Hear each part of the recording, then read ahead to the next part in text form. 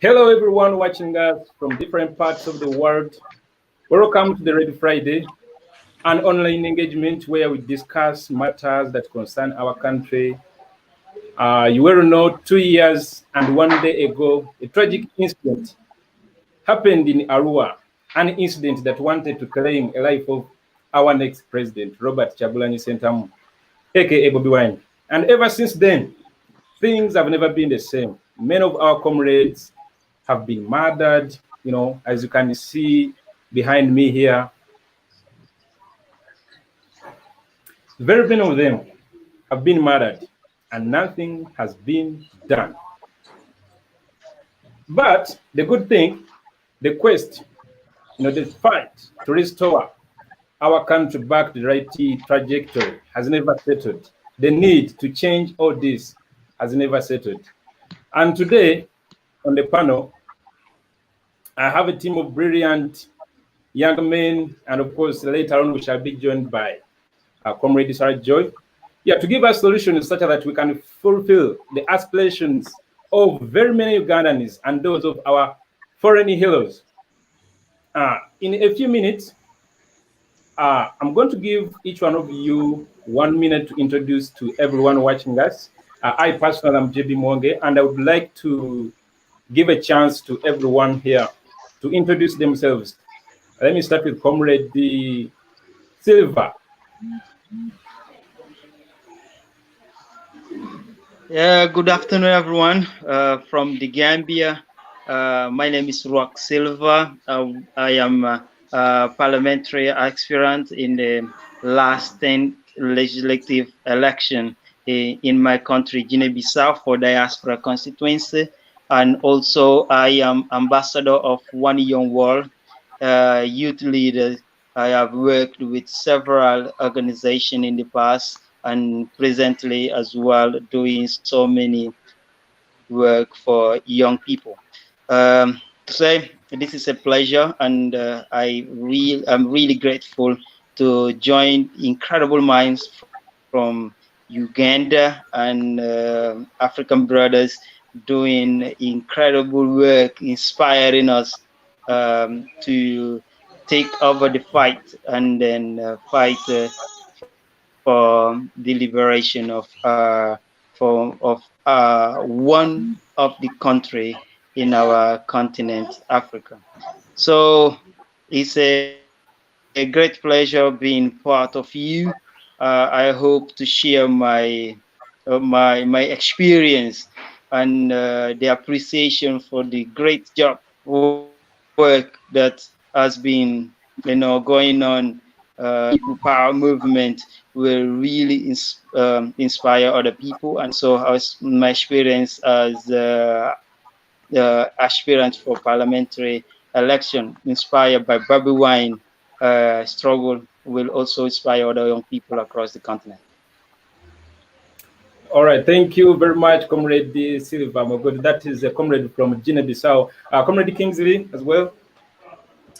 Yes, greetings everybody. My name is Kingsley and I'm from Sweden, but I am a Ugandan. Welcome to the show. Thanks to everybody that's tuning in from all the different parts of the world. We're really grateful to have this program. Thanks, JB, and thanks all the comrades on the show tonight. Welcome, Comrade Daniel. Comrade Daniel Kauma. Greetings, everyone. I think all of you have been able to tune in, both in Uganda and here in the diaspora. My name is Daniel Kauma. I'm based here on the East Coast of the United States in Washington, D.C. I'm the founder of the Ugandan Diaspora Health Network. I'm a human rights activist. And I'm again happy to be part of this panel as we talk about the future of our country, Uganda. And as we move forward as a national unity platform to win the upcoming election of 2021. So thank you, everybody, for joining us. And I look forward to sharing a few thoughts on what's happening in Uganda today. Thank you. Thank you. Comrade Edward. Hello, viewers. Thank you, Comrade JB and all comrades in this show. My name is Edward Abeli. I am in the far south of the United States, which is Texas. I'm glad to be in this show, and we hope to put forward solutions that will propel our country to a better nation. Thank you. Thank you. Comrade Olanya Tony.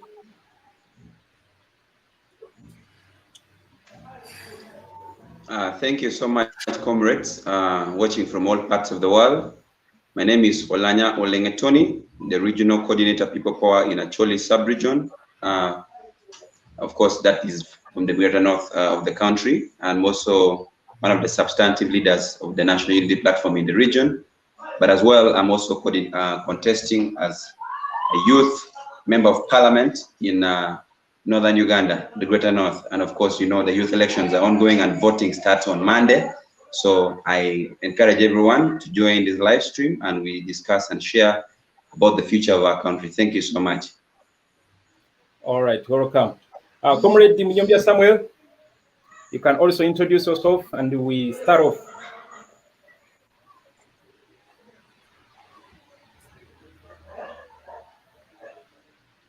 Unfortunately, we can't get Comrade Samuel's voice.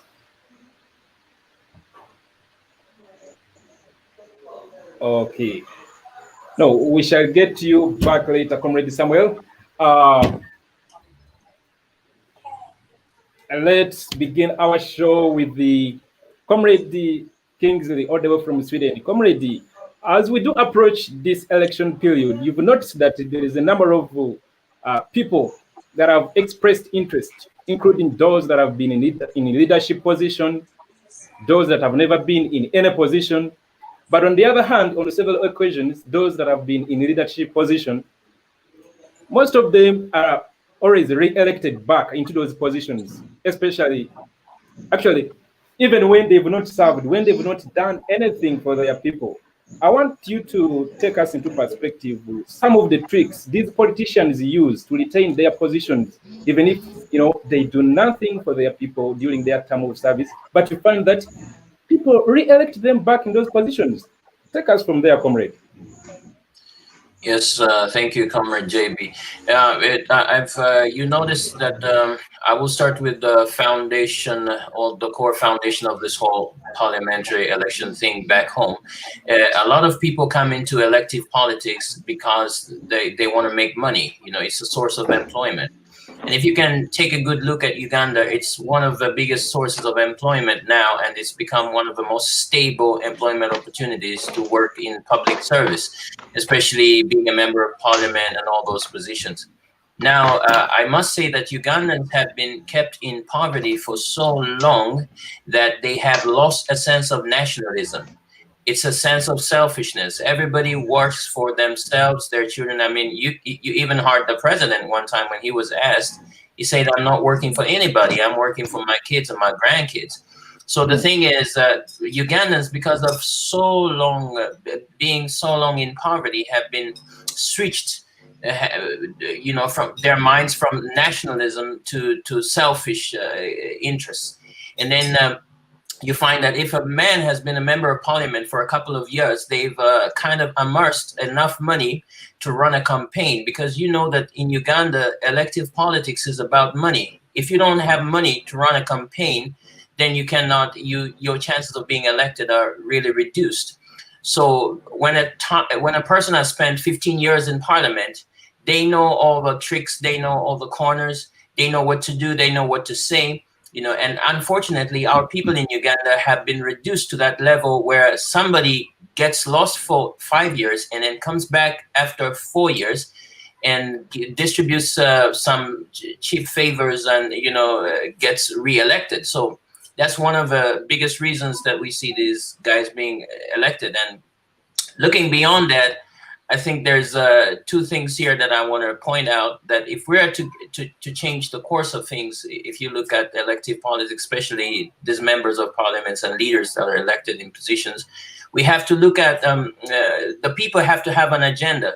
Why are you electing this member of parliament? You have to have an agenda in your constituency. Let's say an example. If you want to build a school, if you want to have a university in your constituency, you elect a member of parliament with a goal. You say, we're gonna put you in parliament only if you're promising us that you're gonna build this university and finish it. because our kids need to go to school and we need reduced prices for the education. And then you have a goal like that and send someone to parliament and watch them. If by the end of their course of term, they have done nothing about the goal with which you sent them to parliament, then you can hold them accountable. These days we have social media and videos. You can very well bring the statistics and tell them, we sent you to parliament because we wanted you to build a university in our constituent. And it didn't happen. You didn't even lay a foundation in your 5-year tenure. And you are not giving us any other reason for electing you to parliament. So I think that's one of the ways I can suggest that Ugandans now needs to hold their leaders accountable, but there needs to be goals. Because if you ask most of the electorate, what are your goals sending this guy into parliament? What do you want? You know, they will all tell you, most of them will tell you, we want change. You know, we want better services. We want better this. But if you ask them, they will not specify what they want changed. So I think it's time for our electorate to have some goals, to set some goals and elect leaders. If you want a hospital or if you want a health care center in your constituency, send a member of parliament and tell them, we're sending you over 5 years and this is what we want to get accomplished. And if they don't accomplish it, you can bring back the papers and show them that we send you to parliament to build a healthcare center. You didn't even dig a foundation. And over 5 years, if you have done nothing about this, we're very sorry. We bring someone else who is going to act on our behalf, or who is going to represent our constituents very well. And then the second point I wanted to point out lastly was about Parliament is a legislative council. It's a law-making organization. And unfortunately, we have a lot of people aspiring for member of parliament, but they know nothing about the law. I think the primary qualification for one to run for member of parliament or representing people in parliament, because it's the legislative council, is somebody has to have some knowledge about the law or even full knowledge of the law. And you find very few lawyers on the parliamentary elective politics. And then you find a lot of other people, not to say that other people should not contest for being a member of parliament, but it is a legislative council, for heaven's sake. People have to know that the primary requirement for you to come to parliament to say you're going to represent people is to be able to interpret and understand the law fully, and then so that you go to parliament and know what to do in the legislative council. But if you send to parliament every person, everyone who has no idea about what parliament is all about, then that's when you get people voting yes for the removal of the age limit and pushing our country into another tough time or crossroad where we have a life presidency at stake. And these are the people, these are the very people who push for such things. Comrade, but who is to blame here? And who is responsible? Because there are always people to blame and there are always people responsible. If, take an example, I come to contest for a specific post in your constituency, and I do not deliver, and then you elect me back into the same office. Am I to blame, or the people are the ones to be blamed? Absolutely. Thanks for that question. So I think it's primarily it's the electorate, the people, you, the voters, you know, because according to Article 1 of the Constitution of Uganda, the power belongs to the people.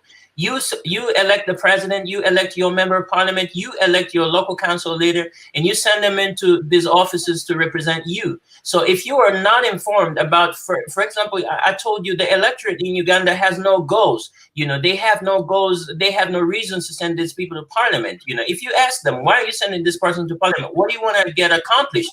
They will tell you we want better, but we want better what? You know, so the electorate is the primary problem, you know, and if we can solve the unfortunately, Ugandans have experienced a 34-year-old dictatorship, which has bound them into poverty. And when people are poor, I told you, they lose a sense of nationalism. All they have to think about is themselves. Somebody says, as long as I can go out of home and come back safe, I'm good. As long as my kids are going to school. And, you know, it's not about the community. It's not about the constituency. It's not about the country. But it's high time we change that. And you, the people, are the problem. So to answer your question, I would really say the primary problem is not even these people who come to contest. The primary problem is the people, because they are the ones who even tell you that you are not a lawyer and you know nothing about the law. What are you going to do in the legislative council? But if you ask half the electorate of Uganda if they know what a legislative council is all about, most of them will tell you we're hearing the story. They don't know that the legislative council is the parliament of a country and is supposed to draft the laws and rules that govern a country, whereby we have good governance automatically, even if the people don't come on ground, as long as the law is obeyed and followed. So to answer your question is really the electorate. That's the problem. All right. Thank you, Comrade Kingsley. Let's cross over to Comrade Sarah Joy. She was not here when the introductions were being made, and on that behalf, she will first introduce herself, and then she will take on this. Comrade Sarah, you well know that the election fever is intensifying, and the majority have expressed the interest, but the focus, I want us to put it on those people who do nothing during their term of service, but when they come for re-elections, our people vote them back into the same positions. I want you to give us solutions, what we needed to do about this issue. And you also, throw more light on the tricks these people use to come back to office. Good afternoon to everyone. Where I am, it's 1 p.m. And to all our viewers all over the world and my panelists and to everyone that is here. And to everyone that follows this program every Friday that come on to follow what we have to say. And to you, our host, JB, thank you for always making time to see that we have such interesting debates. And but from what you've asked, it is a shame. One thing I must say that some of, and it depends where you are, but most of our electorate, just like Kingsley was saying, they're not politically savvy.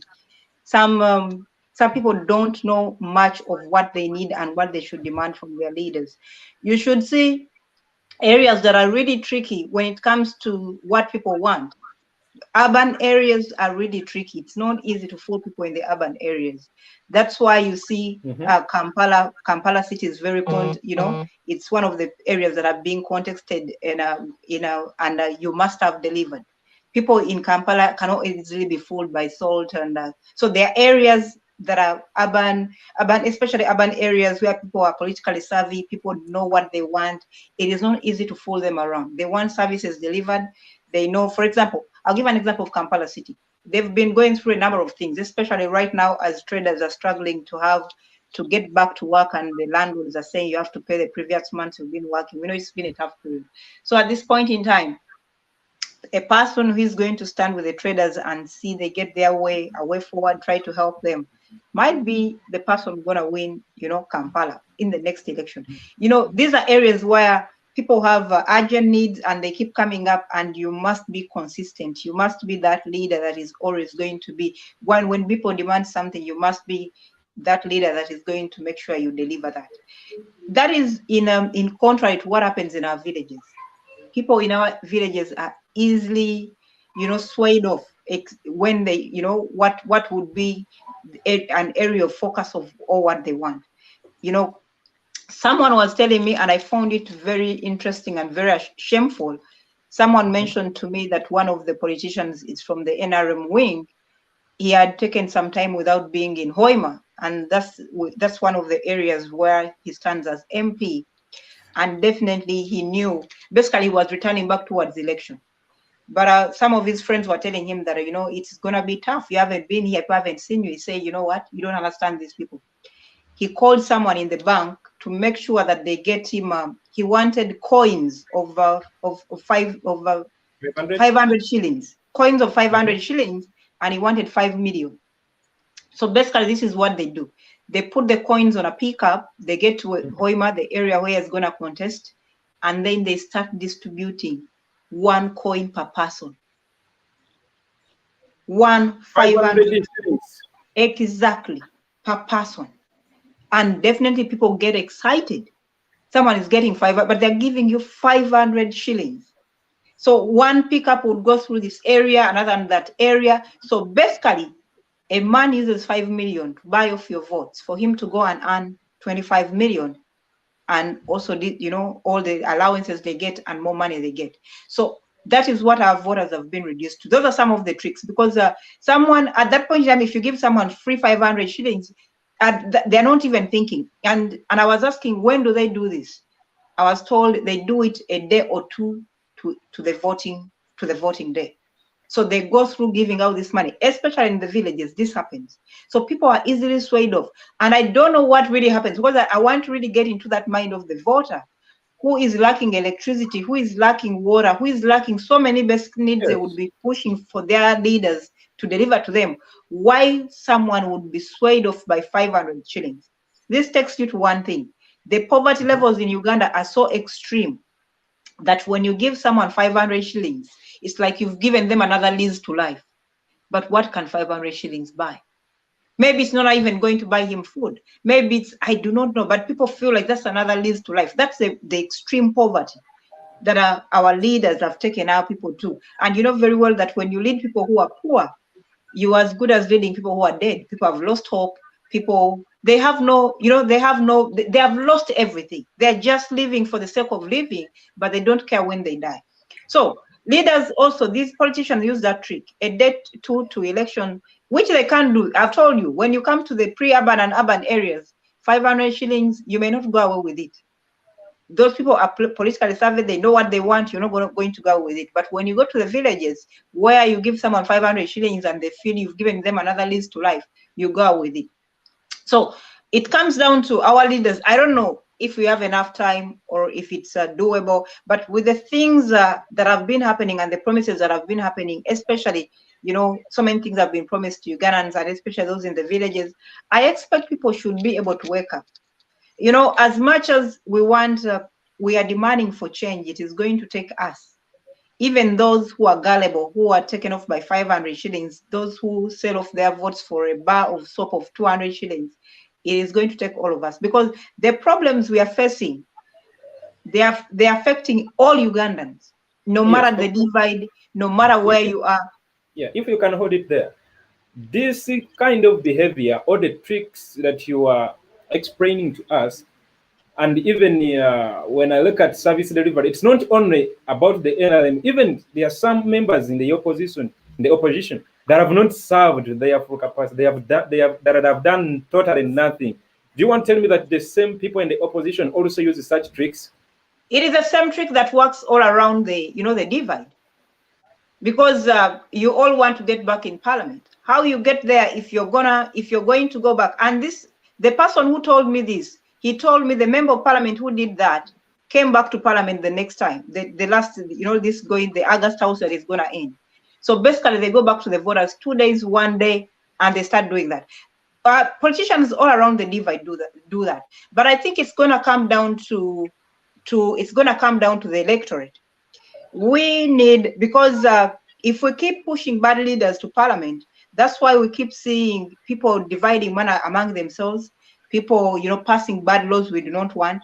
And this is affecting, it has affected Ugandans, because I think the COVID-19, if it does not teach Ugandans, I don't care where you are, along the, because before, there's a certain class of Ugandans that used to be comfortable. Let's say the middle class. They used to say, I don't care about politics. COVID-19 has reduced them to any other person who feels they care about politics, because people have lost jobs, people have lost, you know, income, people have lost jobs, people have lost income, people have lost so many things. And they've seen how a few politicians, a few who do not even make to maybe 1% of the population, because they're about 500 or something, have been comfortably dividing money and making themselves comfortable in this period. And those may include politicians from the opposition and politicians from the ruling party. So it is going to come back to the electorate, because I will say, you see what is happening to teachers right now. I've seen teachers who are holding, because if you don't take care of teachers, you don't have the next educated or enlightened generation or population. But what is happening right now? You see, what are our leaders doing? They are seeing the problem is coming mostly from people who are influential, the likes of musicians. You've seen people who lost.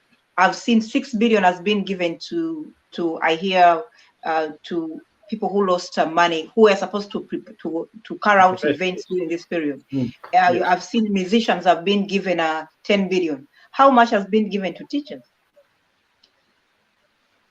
You saw the money that was when you break down the money that was given to teachers and the number, especially private teachers, basically, I was watching someone giving statistics, and they say basically each teacher will not even get 1,000 shillings.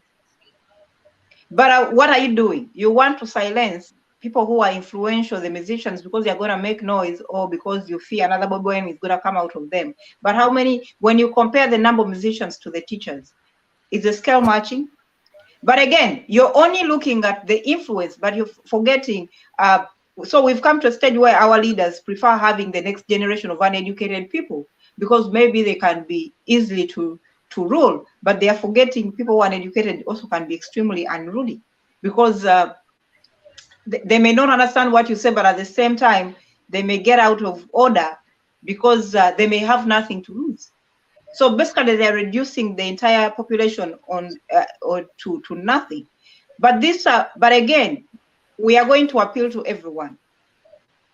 People who are, if you're going to cast out your vote, there must be a purpose of why you're casting out your vote.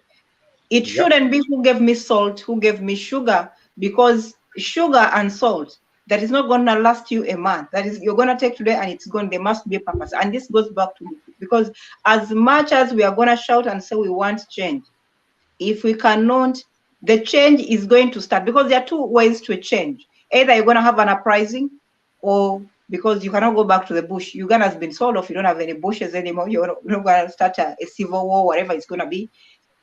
Then it's going to be your vote.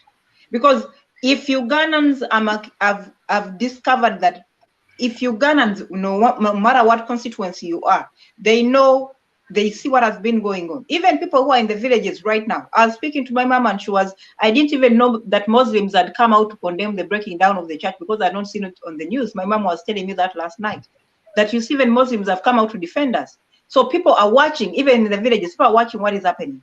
So it is going to come down to entirely the people who are demanding for change. Yeah, as you summarize. People who are demanding for change. Because one, we need to overturn the numbers in parliament. We need to overturn the numbers of the yes people in parliament. We need to vote people who are going to serve, because one of the ways we are going to achieve the change we need is to overturn the numbers in parliament. We need more people who are going to serve people in parliament than people who are there for their own selfish ambitions. And it doesn't matter whether you come from opposition. We've seen people in opposition. You see the likes of Katolugwam. He went in parliament on the opposition ticket, but he's proudly saying he went to feed himself. He's taking care of himself. Those people should not come back to parliament. I don't care whether you're in opposition, but if you're not working, or if you're not in parliament to defend what is going to press or what is going to affect Ugandans, you don't deserve to be there, whether you're opposition, whether you're NRM. So we need, the electorate need to be on the lookout to know who is working for them and who is not. All right. Thank you, Comrade Sir. That was brilliant. And from your submission, I can sense a few things. Very many of these challenges are going to be dealt with only if we vote. And voting right.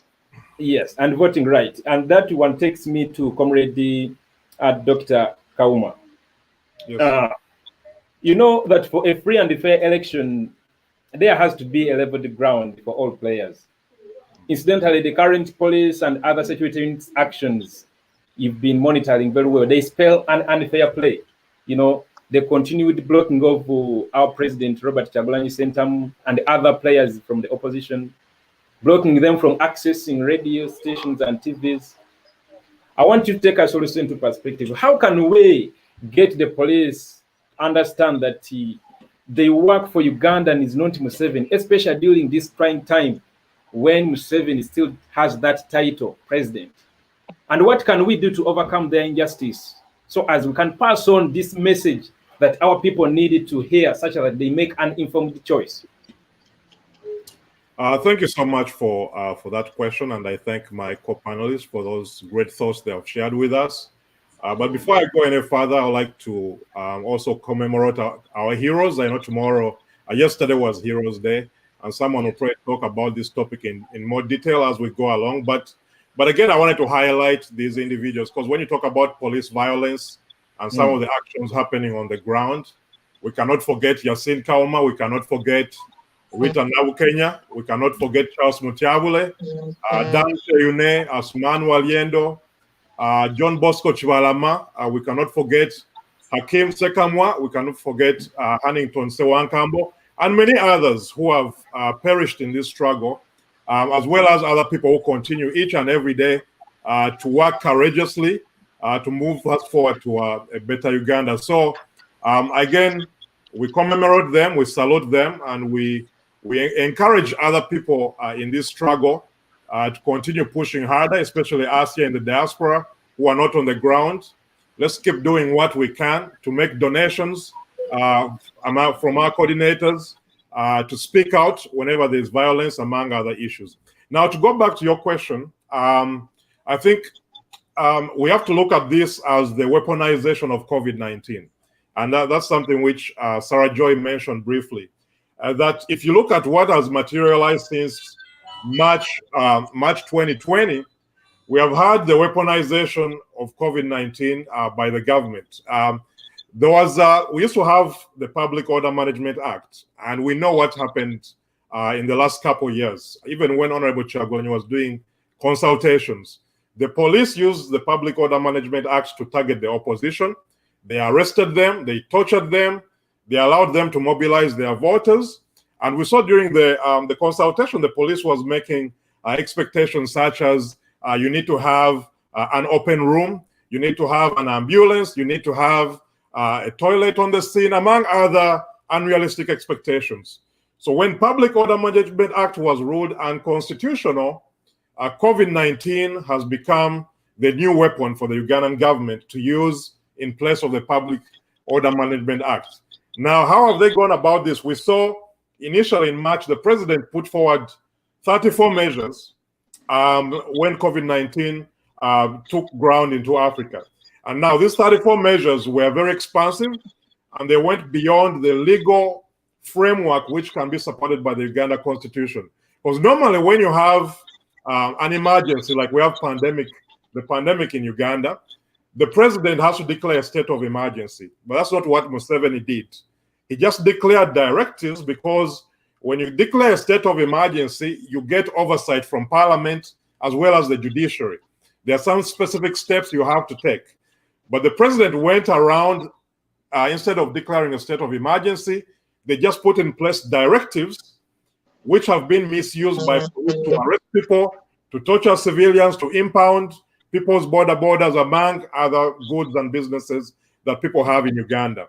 Then we had the Minister of Health, Dr. Jane Ruth Acheng. She invoked the Public Health Act, which is a legal framework, and I don't think anyone will have any disagreement with the steps the Minister of Health took to make sure they contain and control the spread of the pandemic in Uganda. But as time went on, the COVID-19 guidelines, even from the Minister of Health, has been utilized to target political opponents. We have seen what happened when Honorable Kyagulanyi went to Mbale to the radio station. We have seen what's happened when other opposition members have tried to mobilize, to have gatherings. They are being targeted, yet their NRM counterparts are going on to have their rallies, their processions, without any form of interference. So COVID-19 has been weaponized by the Minister of Health as well as by the government to target political opponents. That's point number two. Point number three, they went as far as, in our upcoming elections, to invoke the directives of the Minister of Health to launch what they call the Scientific Election Roadmap. Now, that's unconstitutional, we know it, and it has been weaponized. Even the people who are invoking the guidelines, the Minister of Health is out campaigning, not following her own guidelines. So we see what the police is doing to target, again, political opponents using the guise of the Electoral Commission in the Scientific Election guidelines. So that was clear weaponization of COVID-19. But you don't stop there. There's been a study which has been conducted and published July 31st. That study showed that when you look at opposition strongholds in Uganda, compared to NRM strongholds, there's more acts of state violence in areas where the opposition is stronger in Uganda than areas where the NRM government is stronger. So to answer your question, we have clear evidence that COVID-19 has been weaponized, mostly to target political opponents. So now the question is, what do we do about it? Now, I'm in support of the measure which has been taken by the National Unity Platform, and which is focused on targeting the people who are carrying out those orders on the ground. Because right now what we keep hearing is that we're getting orders from above. They arrest you, they torture you, they say we're getting orders from above. So one of the things which the National Unity Platform has launched recently, which I support, is invoking Article 50, which is the Human Rights and Enforcement Act. They have also invoked Article 29, which focuses on the right to free speech as well as freedom of press. So they are relying on those acts to challenge the police as well as elements of NRM that enforce these guidelines on the ground to make sure they hold them accountable. So that's one solution which the National Unity Platform has taken. Now, I don't know how effective it will be because we see what Museveni does with the judiciary. Like today, he went to the site of Ndeba where the church was destroyed. Although we all agree that the church should not have been destroyed, the president said he's willing to put the judge to jail as well as to overturn the ruling of the judiciary. So if you have a situation where the executive branch can overrule the judiciary, that's lawlessness. So it will be a great test for this approach which the National Unity Platform has taken by taking the culprits to court and seeing if we can get some kind of justice and more leeway for the opposition to be able to campaign freely. Now, the second thing which we can do is publicize these acts. That's one of the things we can do, because right now, before social media, before we had WhatsApp and Facebook, all of this used to happen behind scenes. They used to torture, suppress the media and so forth without the world knowing what was happening in Uganda. So if we continue to expose those acts of violation of the individual liberties of the Ugandan people, it can also help bring justice to the people who are committing them and so forth. Point number 3, and someone touched on this, is targeting the foreign aid which is going to Uganda. Now, I'm not going to say we are against foreign aid going to Uganda because we understand aids and grants fund a big chunk of our budget. For instance, 50% of the Ministry of Health budget is funded by foreign donations. So foreign donations themselves are not bad, but we can make sure that the donations which are going to Uganda are not being used to harass and target the Ugandan people. That's one thing which has been done successfully in the past, but we can also make sure that the donors are aware. If it's military donations going to Uganda, we need to make sure it's not being used on the streets to torture and harass the Ugandan people. And one of the things which has been done well by USAID, as an example, they recently awarded 9.9 million shillings to Uganda through the Give Directly Nonprofit Association. So this way, they give donations to Ugandan people, but directly on the ground rather than going through the government. So that's one thing which we can do to make sure we encourage donors who are giving funds to our government to go directly to the people instead of funding the police, funding the state machinery, funding the state house like we have seen that has happened with the COVID donations. The money hasn't reached the people on the ground. So those are some of the 3 areas which I feel we can use to address the issue going on, by fighting in the courts, by making sure there's accountability, exposing the acts that are happening, and also making sure the donors, instead of going through the government, reach out directly to the Ugandan people. So I think those are some of the approaches we can use to address the police violence happening on the ground. Thank you so much. All right, thank you, Comrade Daniel Kauma, audio from Washington. I want to cross over to Comrade Samuel to add on from there.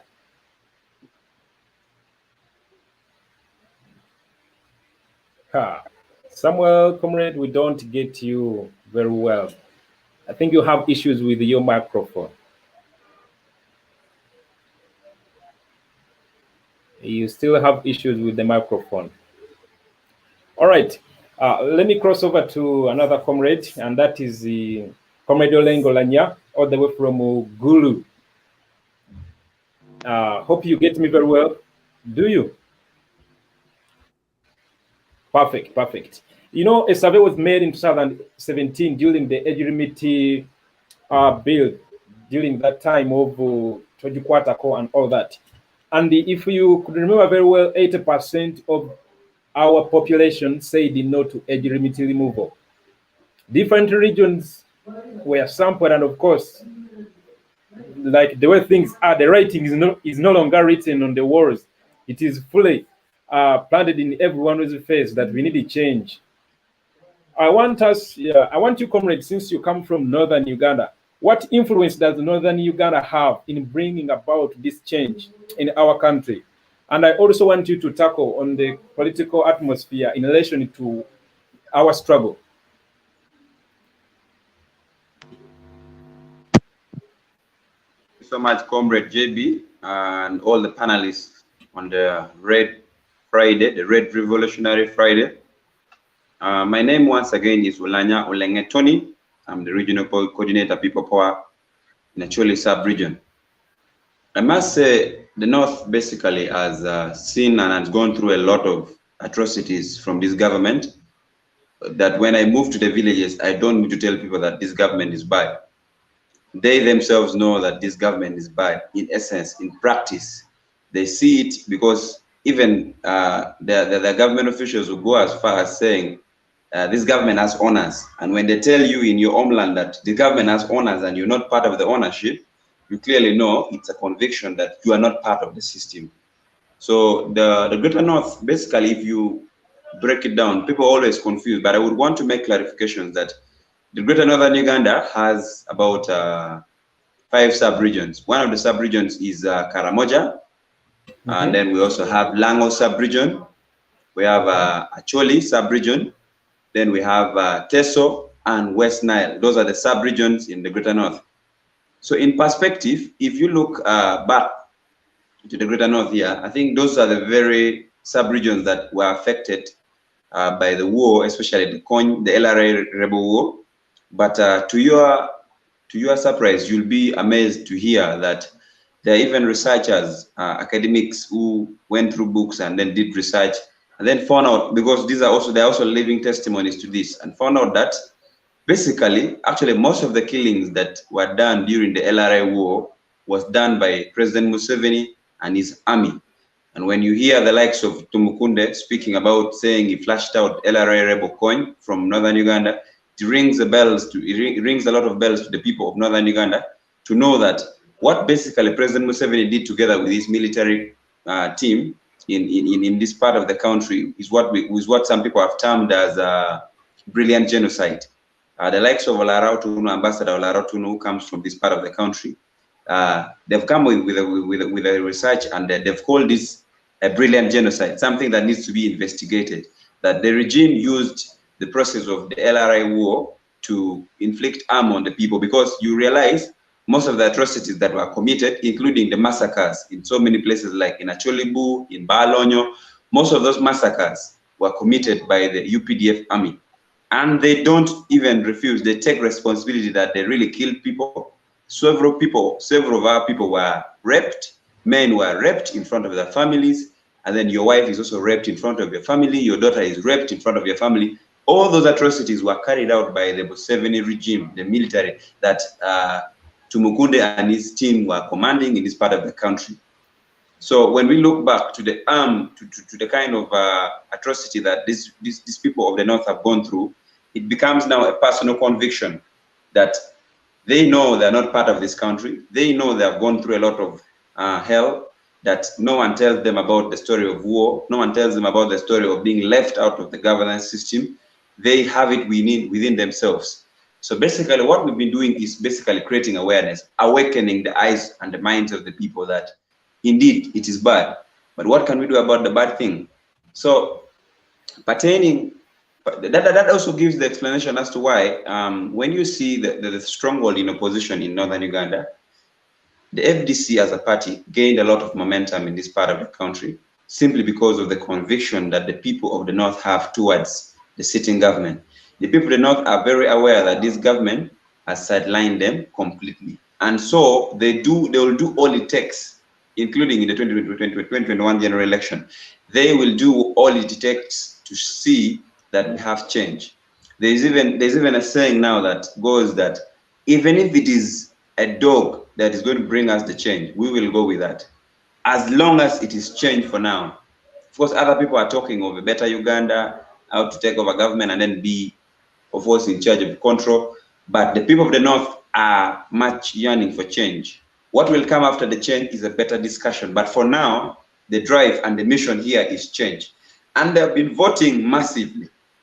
They've been voting massively. If you've been seeing the results of Kizza Besigye, you might think he's an Acholi.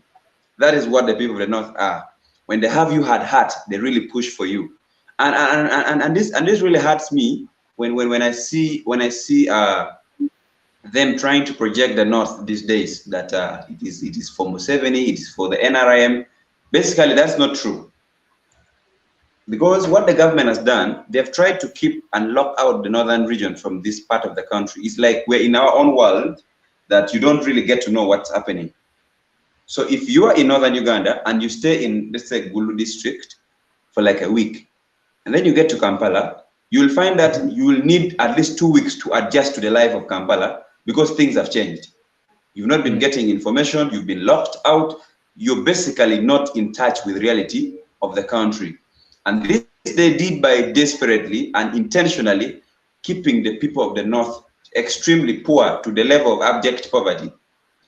The latest statistics that we had from UBOS, Uganda Bureau of Statistics, clearly states that Acholi sub-region is the poorest sub-region in this country. The people of Acholi, my people, the people of the North, we form and constitute the poorest people. We are proudly the poorest people. Comrade Doleng. So let me first finish my point, then you can interject. So what I was saying is the government did all this intentionally with an aim of trying to break down, first of all, the traditional and the cultural heritage of the people of Acholi or the people of northern Uganda, because even with the IDP camps, they did that intentionally to keep you in one secreted location so they can mess up with your entire cultural routing. That is one. Then the second way was to destroy the people of the North in terms of resources. They started by claiming that they're using the Karamajongs to loot cattle. But indeed, all the cattle that was looted was not going to Karamoja. All the cattle that was looted was basically being taken to Western Uganda. And we know that because the facts are clear. And even if you see the kind of breed of the cattle that is now being taken to some farms of the first family, some farms of people close to the state, the deep state, you will clearly know that they basically played the divide and rule politics of trying to divide the people of the North, putting the Acholis against the Langis, putting the Langis against the Madis, putting the West Nileans against the Karamajongs. That is what President Museveni has been playing along with, thinking that he can put one tribe against the other. Just like you see, he's trying now to play the tribal undertone card, which is not going to work because what I've seen, the people are actually very aware, they're cautious. They are cautious and they know that the government has made them deliberately poor.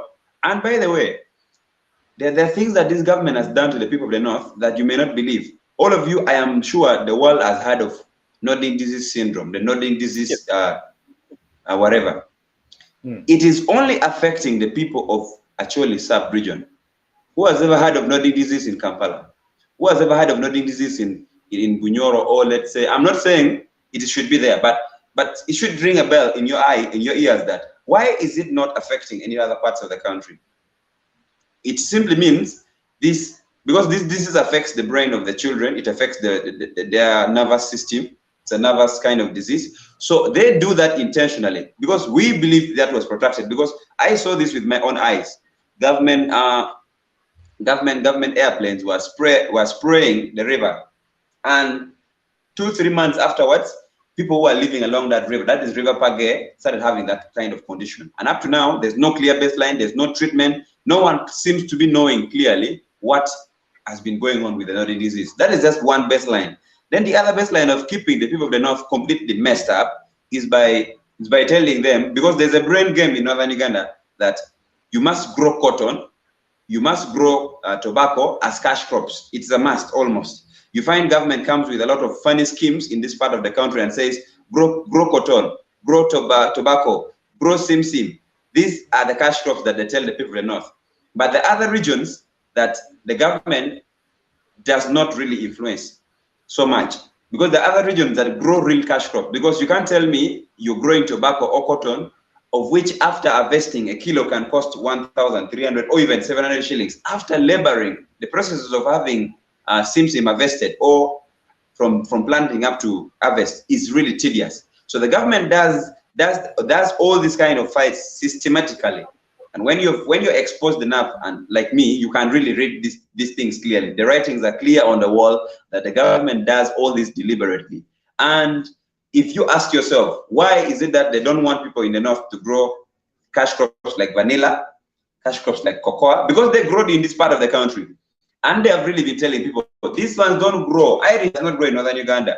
So that is what the government has done. They have really played with the minds of the people. They have brainwashed the people. And so as forces of change, as people who have seen the light and feel that we should do something, the best we can do now is to remind the people and tell the people. Whenever I go for talk shows, like tomorrow I'm also going for a radio talk show in one of the districts. I have like 3-4 radio talk shows. My message is always to awaken the eyes of the people. My message is to tell the people what they really go through, to remind them, because sometimes people tend to forget these things. And of course, the concern that was raised by my other sister about the issue of money. My message has been, how do we as National Unity Platform, how do we as people power comrades fight the message of money? My advice has always been clear. If the government comes with money, we don't have money as people power, we don't have money as forces of change, we don't have money as Ugandans who want a better country. This is my clear message. If the NRM comes to give you money, we cannot buy everyone. We cannot say if they buy you, we buy you back. No, no, no. The message we have to give people is the message of hope, that when they come to give you money, first of all, don't refuse the money. We tell these Ugandans, don't refuse the money. Having not refused the money, if they want to give you 50,000, demand for more money. Tell them that is not your price. Make sure you pick the money and demand for more. On demanding for more, you're showing them that you're not cheap. On demanding for more, you're telling them that this is my taxpayers' money that you've taken from me indirectly, in terms of when I buy a phone, when I buy maybe soap, when I buy maize flour, when I buy beans, the government taxes citizens indirectly, and this in turn was supposed to be a payback. A payback was supposed to be through good health systems. When you go to Kitgum General Hospital, you don't even find Panadol. You don't even seem to find the water they use for drip. They tell you go and buy your water from outside. That is how shameful this regime has gone. So there are so many bad things happening. We as a movement, we need to focus our message, a message that can fight the money that the regime is going to use. I can tell you that this is going to be the most violent election Uganda has ever seen. This is going to be the most violent election Uganda has ever seen. You see, when a dog is now growing old, the dog in this case is President Museveni. I'm only using metaphorical expressing myself.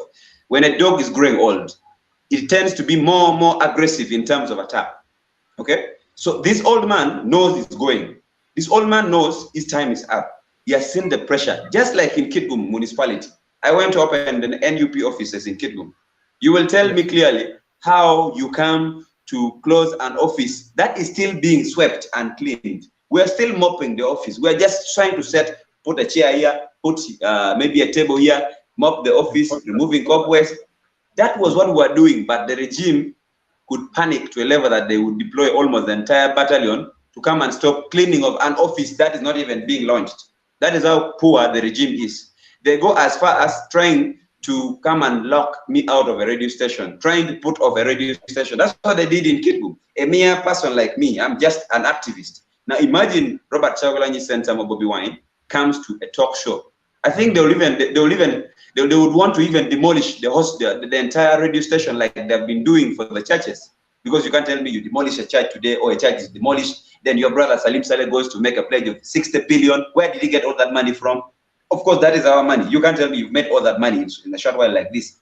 So, of course, looking at how they play with Bank of Uganda and everything. So, pertaining the position of Northern Uganda, the Greater North, in this cause of the struggle, the people of the North are fully behind the struggle for change, for struggle of a country that works for all, for a struggle that ensures that everyone in this country has a stake in their country, that everyone is not, that the people are not sidelined like the way we are sidelined, because Museveni regime tells us, actually, you're not part of this government.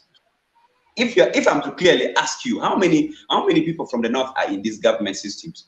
You find if they are ministers, most of them are junior ministers. And that clearly tells you that some of them are even there by just proxy being there. They are there, but they don't have really the mandate. And so when I go to speak on radio, when I go to speak on forums or rallies or wherever, my message has been clear. And I get more rejuvenated and re-energized by the love people show to the struggle. This is my only security. I don't have a gun, but this beret, that's why I just love the entire concept of calling it the Red Revolutionary Friday. This beret here is my biggest security. I go with it to police stations and no one can touch me. Go with it to any barracks. I go with it everywhere. And my advice to other comrades in the struggle is, whenever you start wearing a beret, don't put it off. Because when these guys see you put a beret on Monday, on Tuesday you remove your beret, on Wednesday you put it on, they'll say, okay, this is a mediocre. Let's deal with that one first. That is how we've lost comrades in the struggle, because you don't come full force. If you're in, you're in. You cannot put both legs in and out. You're either in the door, or you're either inside the room, which is for the struggle, or you're outside. And so, as comrades in this struggle, we need to really take care of ourselves. First of all, I am trying to say this in commemoration with the lives of we've lost, the lives of Yasin Kauma, Dan Chayone, and all the other comrades that we celebrated yesterday, of which we as a National Unity Platform and as an umbrella platform that seeks unity, we should keep to celebrate these soldiers who have lost their lives dearly. They've lost their lives for the rightful cause. Even me, I am willing to lose my life for a rightful cause. I know my name will be written on the wall of the heroes of this country that have really fought for change. So my appeal and clarity is, the people of the North are a force that have really embraced the struggle of that is being led by Robert Chagulanyi, Sentamo, Bobiwine. You see, this is a big platform. So when I go to preach these days, I have closed the chapter of calling it people power. I mention it in my local language. So when we say people power, we respond our power. When we say our power, we respond people power. But in actually, we say tuerwa, tuerpalwak. Then we reply tuerpalwak, tuerwa. Basically meaning that our power, people power, our power. That's in actually tuerwa, tuerpalwak, tuerpalwak. The same thing goes on with NUP. NUP everywhere. Everywhere NUP. So in actually we say NUP Kaweng. Kaweng NUP. So I would encourage everyone to try and translate the message of change in the local mother tongues and make sure we move at a faster rate than ever. We are behind schedule and we need to increase the speed at which we move. We need to sacrifice all it takes so we can get a country that really works for everyone.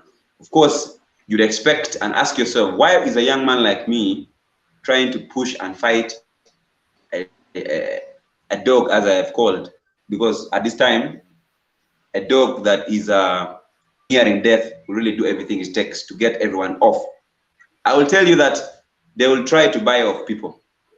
But if there's a person who has joined the struggle for a right cause like mine, a person who has joined the struggle because of conviction, because of what you have seen. I have not been in active politics. I have just been observing.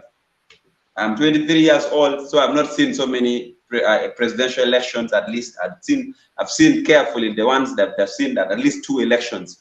But I've been observing carefully as a spectator, and I've seen what it takes to be winning an election for a president, and winning an election for an MP, and winning an election for any presidential or anybody in an elective politics. I might be young, but fine. The politics of this country needs everyone, including me as a young person, including every other young person. That is why I am vying for the position of Northern Uganda People Power aspirant for Northern Youth MP. And I know with the structures that we have put, especially for the youth elections, I want to tell you that there are villages like in Kitgum, over 30 villages where we nominated people unopposed. All the 9 executives for the villages, we nominated them unopposed. Now, having nominated those 30 people, those 30 villages unopposed, we are very sure that those guys, even if we don't now supervise their elections on Monday, they can now sort themselves upwards, up to becoming delegates on the youth elections.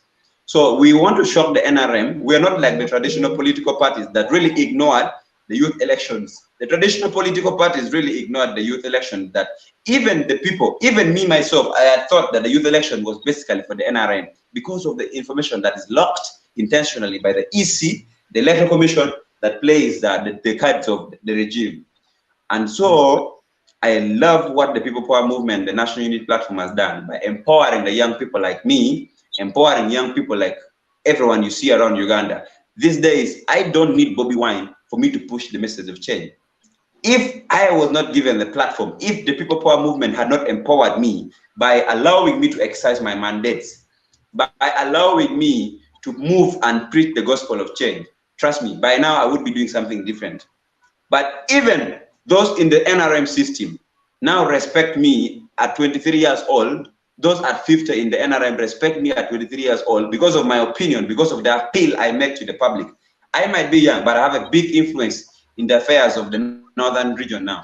So when they're calling about, when they're mentioning names of those who have influence in the politics of this country now, I can comfortably say I am contributing the affairs of this country. The people of northern Uganda can comfortably say they are contributing affairs of the country because of what they have gone through, because of the history they have gone through, not the history of President Museveni and his bush corporates running to the bush of this and coming on because of course, just like Ambassador Laratun called it, brilliant genocide on the people of Uganda. So I want to conclude by saying the people of the North are people who have made up their mind and have said enough is enough. The only thing now we have to do is to ensure that we vote and protect our votes and ensure we hear the results of what we have voted for. Because ours is an open war. It's not a joke. Because the guys are using the force, by the way. You cannot tell me that if you are merely trying to open a political party office, like for the case of Kitgum, the RDC comes and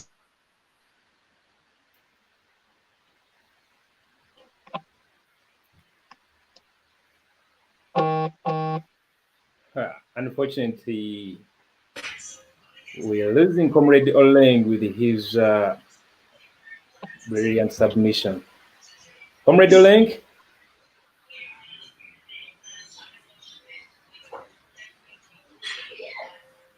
Comrade Oleng, if you hear me very well, maybe you can go off and then you come in again.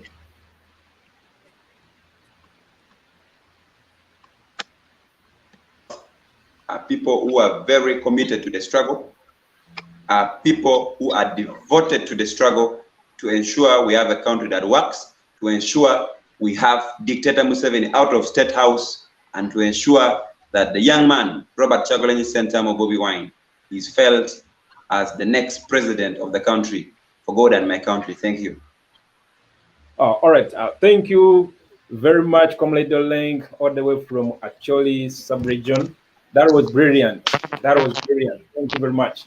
I've been following that story where you had gone to, you and your team had gone to Kitgum to set up the NUP offices, and the DPC together the RDC disrupted all your activities.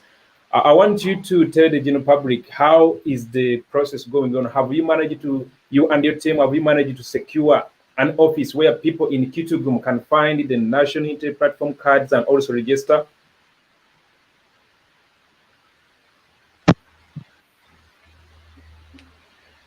Currently, what we are doing, we are trying to have, you know, when you try to take, like for this case, if we were to take legal steps, certainly we would win the case and we would get back there. But you know, you also want to play with the public emotions well and take care of every person, because he is a landlord who had welcomed us to his area, to his place. We had made the payment, we had designed the office and everything. But now in this case, we are trying to look for options that we have at hand, so we can have the NUP offices in Kitgum opened. And of course, I am in Gulu now, but I'll be in Kitgum tomorrow for radio talk shows. So I think I'll have a better update pertaining that this evening. Tomorrow in the morning, I'd at least have an update pertaining the office opening. But of course, we want to open offices in all the districts, certainly, yes. We want to open offices in all the districts. Today, the report I got, when I rang the DPC, when I called the DPC on phone, he clearly tells me that he has no problem with opening the NUP offices. Then when I ring the RDC, he also tells me he has no problem with opening the NUP offices. So what I realized is they go undercover to try and pressure the landlord, to manipulate the landlord, to threaten him that they will arrest him and do all sorts of things. So what I've realized and what I've learned is that the person trying to give pressure because of the wave and because of the force that the person fears is Minister Beatrice Atimanywa, who is now the NRM, Mama Mabira, the one who used to call herself Mama Mabira. She's actually the one who is trying to frustrate our efforts using the security operatives in opening the Kitgum NUP offices because of the threats she has seen.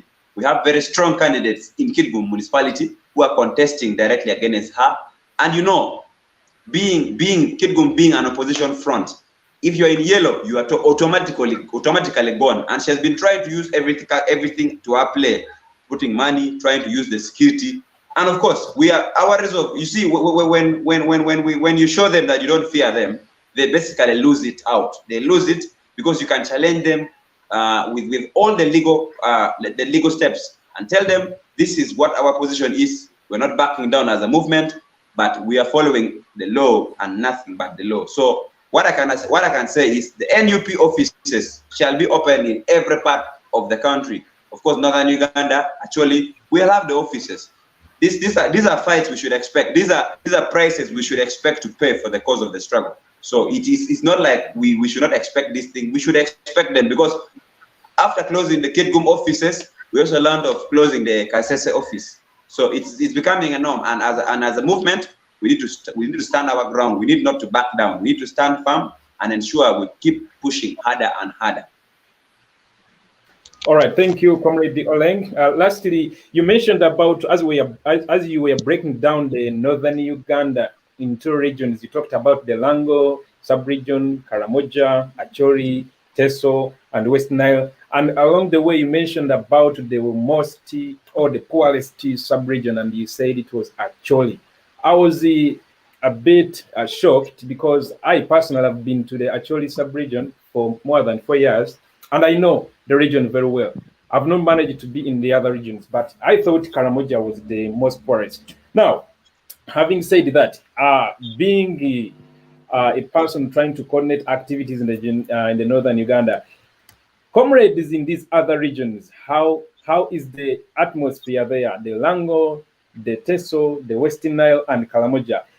Is there a linkage between you and our comrades doing NUP or people power activities in those regions, and what is the atmosphere? My comrade JB and the other panelists, I must say, actually sub-region is the poorest. It used to be Karamoja, but we successfully managed to beat Karamoja and become the poorest region in the country. It's a shame to say we successfully beat them, because the NRM government ensured the Acholi people become extremely poor. So that is basing on the statistics that it is the government state that actually came up with the statistics. And certainly it is what is reflected in the lives of the people. Coming to your question of coordination of activities with our comrades, of course, we have always close communication, and we always in touch with our comrades.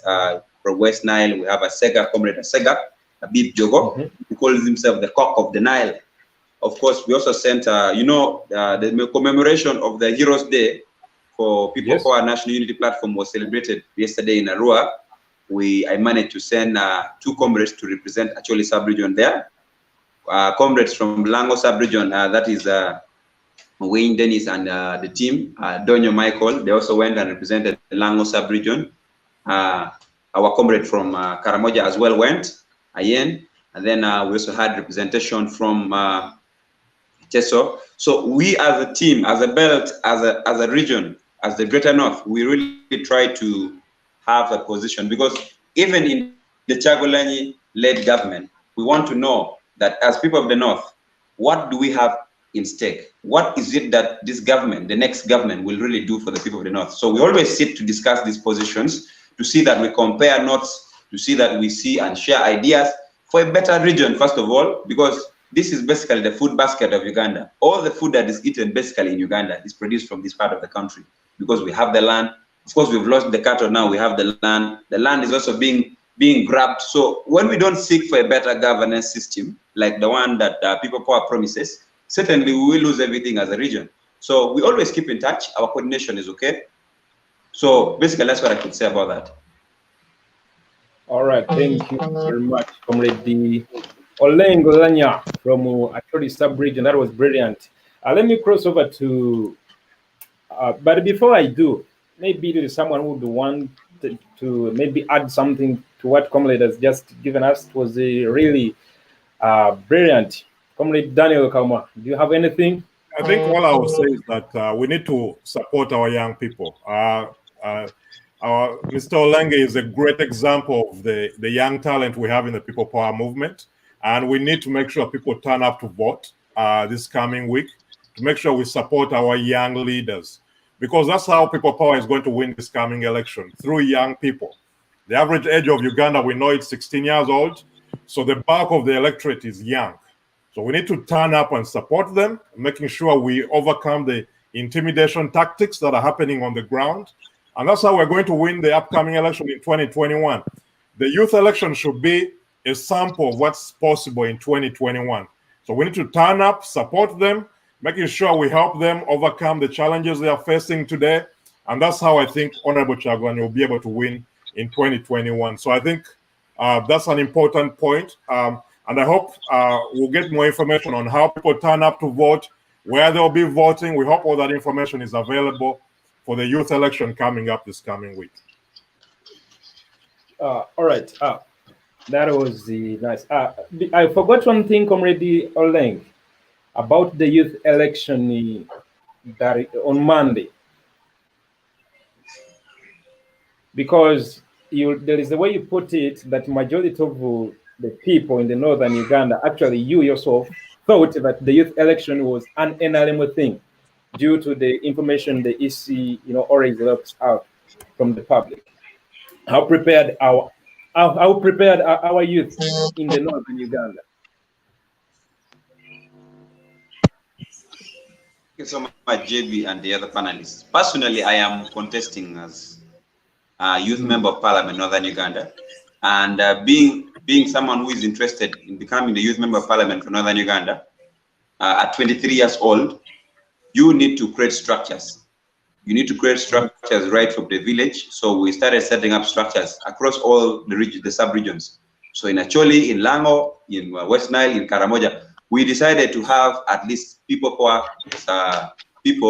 our comrades and supporters, to contest right from the village structure. So at least in every village, we had mapped all the villages and ensured we put our people to start to pick the form. First of all, we had delays in the forms. We had never had resources to print them. So when we managed to mobilize some resources among ourselves, we printed the forms, distributed, because we realized the EC only gave 2 days for distribution of the forms. So we decided to print the forms, photocopy them, distribute them to people who we trusted, especially 9 per village, 9 village committees. Those are the ones who will come and continue up to becoming the college voters. It's an electoral college like in the US system.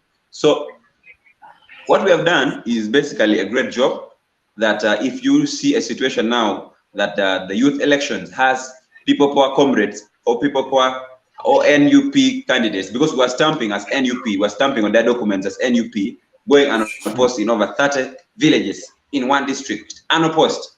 So that is really a clear indication that we're doing something. The other reports I got from Lango sub-region is there are even villages that the EC at some point felt like not nominating our candidates because they were not seeing yellow. That happened in a district called Dokolo. I got reports from Dokolo that they were even disturbing our youth aspirants from the villages because they were not seeing guys from the NRM. We had 12 people, we wanted only 9. We had 12 guys in red and there was no one in yellow. So those are the issues that have been coming. So as a force, as a Northern Ugandan team, we cannot underrate the efforts of our coordinators, because I cannot do this alone. I have coordinators who we coordinate to do work, especially in mainstream and also the youth wing, like comrades Obedi Samuel Strike Machine, who calls himself also Strike Machine. He's also a fierce activist, diehard of the People Power movement. The likes of Adonio Michael in Lango sub-region, those guys have done a great deal in ensuring we have youth in all villages. Moreover, a sub-region has over 5-8 districts. So it's not something simple. With the limited resources they have, boys can go looking for supporters to have them vie for this position. So we can have candidates in all these positions. So as a movement, I think we've done some things at this fair. At least we have done so well in this nominations for the villages. Now the one that comes on Monday, now the elections now gets to a higher gear. Now going to the parishes, they keep zeroing down. up to the sub-counties, it now becomes the districts. Those who go at the sub-county level now become electorate. So with the youth elections, let's keep pushing the message. Let's keep reminding people about the youth elections because we don't want to lose focus. Our eyes must be fixed on the prize. And when we want to take over government, it's not only the presidency. We take over government right from the grassroots. We don't take over government because you saw the situation in Tanzania, in Kenya. I mean, Raila Odinga had more MPs than Uhuru. So Uhuru was forced into a power sharing deal. So we want a situation whereby we can take care of the government right from the councillors in the villages, the districts, mayors, so the MPs, and then the president. So we can control all the arms of government and make proper decisions for this country when it has proper representation of the public with the true reflection of reality to the ground. All right. Thank you very much, Comrade Oleng. Our comrade is back. He had some issue with the network, but I think it's restored now. That is Comrade Silva Mogado, all the way from Guinea-Bissau. Do you get us very well, comrade?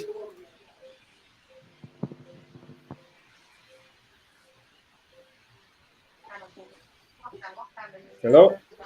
Thank you once again, and my sincere apologies for the network which I've been encountered with for some time, but I'm happy to join the panel again and then give my contribution.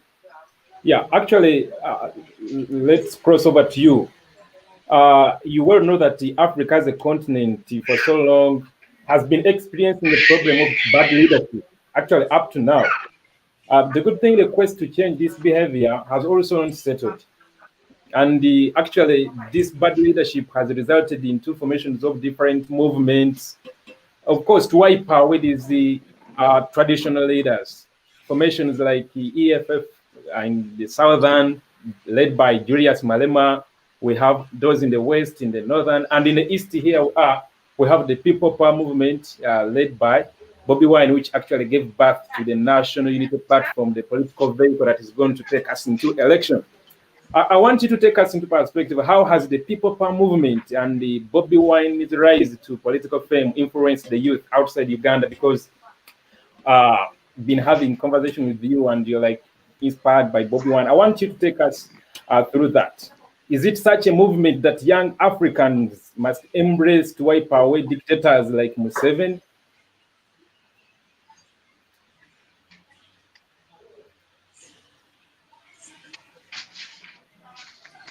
Yeah, thank you very much. Once again, this is a very incredible question, which is I'll be able to really elaborate more fully. Like one thing special about Bobiwine and Honorable Chiangwine, I don't know if I'm pronouncing the name correctly. It's like we have seen young people rising up, like people Nelson Chamisa, people like politicians like Julio Malema. But one thing special about Bobiwine is like is someone relatable, somebody who relate with millions of young Africans across the continent, because is someone who is not from a privileged background, someone from the Jeta. So like reading his Twitter, going to visiting his Twitter page, you see like a Jeta child who have something to say. So many young people across the continent relate to that message, because many young people feel like anything I'm saying doesn't affect any changes in the upper level. So with Bobiwine, we learn to realize that we can actually be the change we want, no matter our background, how weak our background was or is. But if we believe in ourselves, if we really have an inspirational message, as Bobiwine does, we can really impact a tremendous change in our society. What is happening in Uganda right now is relating to many other incidents across Africa, because the same thing is happening right now in Guinea-Conakry. but in very different perspective. And the same thing is happening in Ivory Coast, where very intelligent, educated leaders with incredible message came to the people and tell them that we promise them democracy, as Museveni did, and many Ugandans supported the NRM. That is the same thing they do in Guinea Conakry and in Ivory Coast. But those people today, they are violating their constitution. Those leaders, university professors, great brain of Africa, they turn a blind eye to their promises they made to their own people, and now pursuing their third mandate, which is a very contrary to the democratic values and democratic principles and to their promises they made to their people when they were to the political position. So these are, but what Bobiwine struggle and National Unity Platform will inspire these leaders across Africa is that, look, you should not just sit down and complain and then moan about what these leaders are doing to us, the people. We the people can actually, no matter who we are, we can actually stand up and say this should be a thing of the past. You have the power right now to change the law, influence, because we are controlling the national revenue. You have every means, every cunning strategy to use our own resources and then buy the vote in the parliament. But we, the young people, who are majority, more than 70% of our national population in our go to 80%. So we can actually sensitize each other, talk to each other, making each other believe in ourselves and to take mantle of leadership. One thing one thing which is really surprising is that when I follow the mass, I call it exodus, from one party, from many parties in Uganda to National Unity Platform, is that I still studying how manage people power, young people of Uganda manage to make other young people believe in them, believe in the struggle. These are something, Mr. JB, you teach me. I would like Bobiwine to teach. I would like to learn more from Bobiwine from that, because I ran for parliament.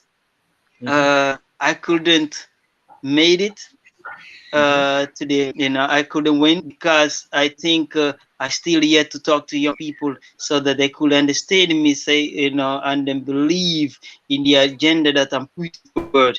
But I still need to learn from people power movement so that the same agenda can be used to liberate our country, because we are facing the same problem as we are facing it in Uganda. Oh. All right. Thank you, comrade. Then a person like you who comes from a different country, Guinea-Bissau, but following what is going on in Uganda, following Bobiwine, following the NOP activities, following people power, which kind of advice would you give to a youth in Uganda, a few who are still locked up in the dark, who see Bobiwine or who see the people power movement as a wastage of time? Which kind of advice would you give to such people? Like the young people of Uganda have two choices to make: making Bobiwine and making people power to succeed, a national unity platform to succeed. We put young people of Uganda in the center stage of inspiration. Young people of Uganda will be the people that we Africans in other countries will look at and say, you know what, with clean, decent politics, without voting briberies and and so much corruption going on in the election in Africa, we can actually do something. We will point our fingers and say, look at Uganda right now. They did it. So if we try, we can actually do it. So not only the young people of Uganda, but Ugandans at large. Bobiwine will redefine people power, because Bobiwine made it clear. I heard this interview and several times where he said that it's not about me, it's about the people. It's about young people. So it's about the people of Uganda. So like if NUP, a National Unity Platform, succeed this time, we, the young people in Africa, across the continent, we say, you know what? Actually clean politics, the politics that trigger to tackle the issues that affecting the citizens, can really win. The lady in the panel said earlier that it was talking about the voting briberies and due to poverty in Uganda in particular. But like, I just want to emphasize that those are the things that happen all over the place. So people tend to believe that during election, during this time, like it's happening right now in Uganda, those are the times also they can have the opportunity to have their national cake, to have their portion in the national cake. They believe that the politician can loot the government, the government, and then forget about the people. But when the election comes, so the small money that they're bribing them with, those are the time they enjoy the most. Those are the time they can reap the benefit of them being the followers of those politicians. But if NUP succeed, that will redefine the new normal of politics in Africa. So a big responsibility is upon your shoulder to don't sleep and make sure that you give us the hope that Africa, a new Africa, is possible. All right. Thank you very much. You've heard the message very well.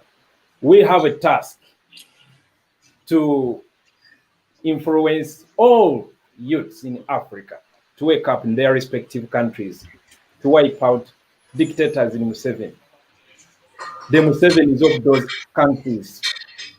All right, thank you very much, Comrade Rock Silva Mugado, all the way from Guinea-Bissau. I love the fact that this gentleman comes from a totally different country, not connected to Uganda in any way, but he fallen in love with the movement, with the way we do things. He contested as a member of parliament because of Bobiwine, because of people power. Wow, I just love that. Comrade Edward Abili, I'm coming to you from Texas. Hope you are doing fine.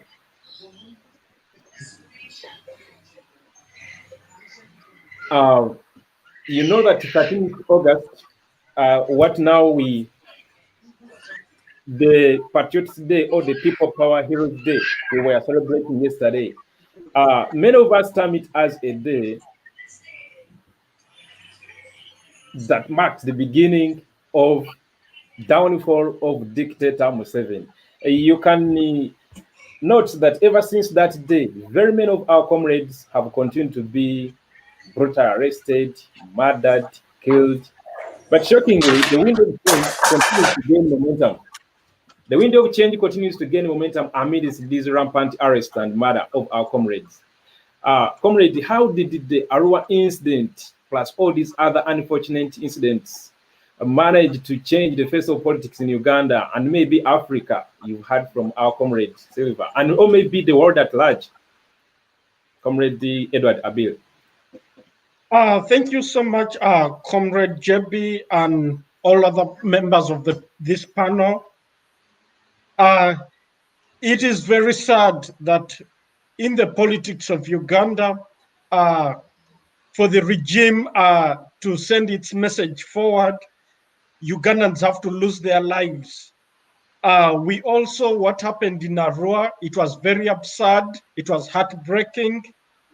It did not only stop at Arua, where Yasin Kauma and the Bobiwines went through torture and unimaginable life circumstances because of the dictatorship of Yoweri Kaguta Museveni. Furthermore, Ugandans kept losing lives. We had people like Sweet Pepsi. We had people like Daniel Cheyone. We had people like Sekamwa, who was knocked by police car, UP 2525. That was the registration number. We had people like Omulangila Golova. We had people like Asman, who was campaigning for Basalirwa in Bujiri, who got killed. All these people lost their lives. And then we had Honorable Zake, who was tortured beyond imagination to the extent that he cannot walk without support anymore. So all this in the name of politics. And we as NUP, as we were commemorating our comrades yesterday, we are saying to the dictatorship, and we are sending a message to the world that no more in time, in future, that should a citizen of Uganda lose a life in the name of protecting a dictatorship. And that began yesterday. And what is the way forward? What are we going to do to stop this? One, we are going to, as NUP, we are going to push for a legislation that will hold all the security forces accountable for any loss of life in any circumstance. Secondly, we are going to follow up with the heads of these security organizations. Like we have the CMI, we know the CMI arrests Ugandans arbitrarily without taking them to the courts of law. We are going to hold CMI accountable, especially its leadership. We shall start from the lead of the CMI and also those that carry on the orders of the dictatorship. We shall follow up with the ISO and even with the president.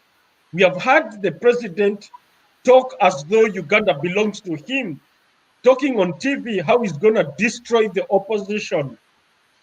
We want to send a message as NUP to Ugandans that nobody is above the law.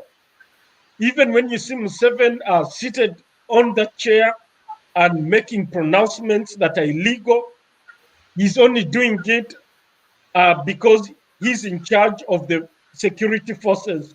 But time will come when he'll have to answer to those families what happened to their people and also to the citizens of Uganda. We have had instances where the United Nations comes up with a report, the International Criminal Court of Justice, the African Court of Justice, all these organizations that are responsible to maintain human rights come up with reports. Time has come now where we are going to follow up with them. We're going to come up with evidences and follow up with them that what have you done? We have seen Ugandans die under Yoweri Kaguta Museveni's regime. What is happening? So we are going to create accountability, not only from the Ugandan side, but also hold these organizations accountable. In Washington, D.C., Museveni has got 4 big consultancy firms. These firms are paid millions of dollars of Ugandan taxpayers' money. And what is their role? Their role is to go to Washington, D.C., to the White House, to the Congress, to lobby for policies that support Yoweri Museveni. So as opposition goes to expose the atrocities that are being committed by this regime, these 4 firms are also busy lobbying for Museveni, trying to paint a picture that Museveni is a good man, and they're being paid using taxpayers' money. So we are going to expose these law firms. we are going to shame them, and also we are going to talk to these organizations like the White House, the Congress, not to deal with these crooked people that are using taxpayers' money. So as we commemorate our comrades, we are telling Ugandans, time has come, all this is coming to an end. As we hold the youth elections on Monday, we urge the youth, please turn up in big numbers.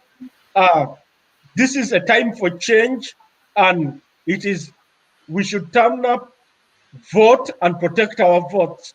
And that is the same message that we are sending in 2021.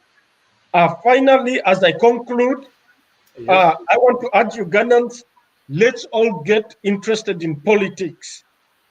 Before the COVID-19, before we were faced with the challenge of COVID, a lot of Ugandans thought that politics were for some people. Now they have seen the importance of politics, because now decisions that are made out of bad leadership affects everybody.